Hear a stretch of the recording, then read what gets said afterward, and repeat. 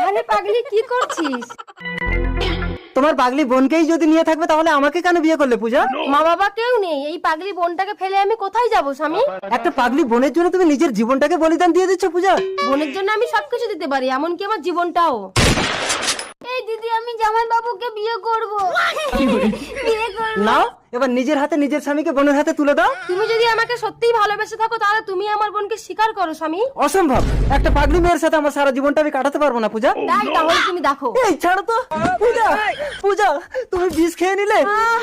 স্বামী, তুমি আমার বোনের স্মৃতিতে সিঁদুর দিয়ে আমার শেষ ইচ্ছেটা পূরণ করো স্বামী। ঠিক আছে, আমি তোমার বোনের স্মৃতিতে সিঁদুর দিচ্ছি পূজা।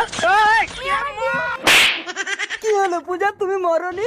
এই তুমি আমাকে ভালোবাসো, আমি নাটক করে একটু জল খেয়ে নিলাম আর অমনি তুমি আমার বোনের স্মৃতিতে সিঁদুর তুলে দিলে। এই দিদি, এইসব ছেলেদেরকে কখনো বিশ্বাস করবি না, এরা বউ মরার আগেই বিয়ে করে আসে।